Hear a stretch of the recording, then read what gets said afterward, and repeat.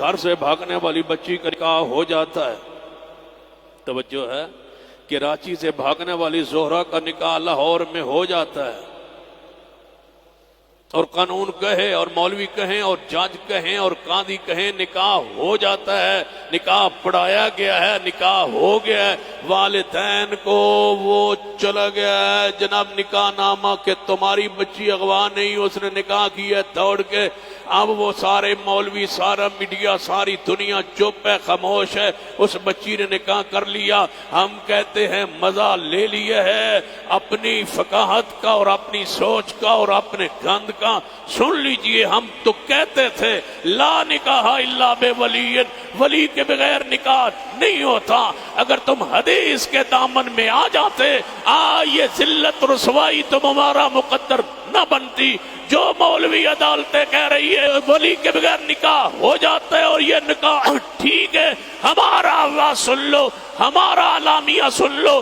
اس مرکز کا اعلامیہ پورے ملک کے اہل الحدیث کا اعلامیہ ہے۔ ہم کہتے ہیں یہ نکاح نہیں ہے، نہیں ہے، نہیں ہے، یہ جوڑا بدکاروں کا جوڑا ہے، بدکاروں کا جوڑا ہے، بدکاروں کا جوڑا ہے۔ وہ سزا لاگو کی جائے جو زانیوں پر سزا شریعت نے مقرر کی ہے۔ جب تک اہل حدیث کے دامن پہ نہیں آؤ گے اس وقت تک تمہاری عزت کی حفاظت نہیں ہو سکتی۔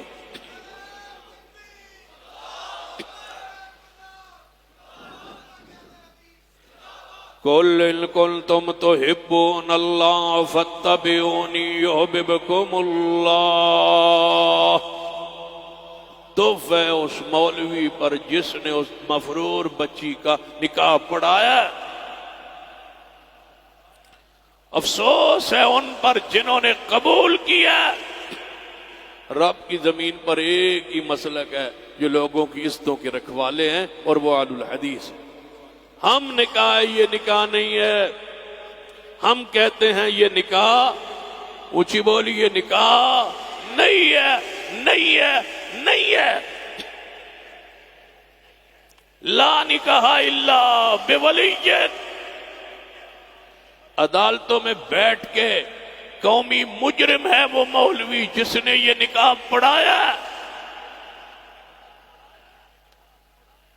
جب حضور نے فرمایا نکاح نہیں ہے، تمہیں اختیار کس نے دیا وہ نکاح پڑھانے کا؟ اب تو دیگ سے ایک آدھ چاول ہی چاپ کے پتہ چل جاتا ہے پوری دیگ کا ذائقہ کیا ہے۔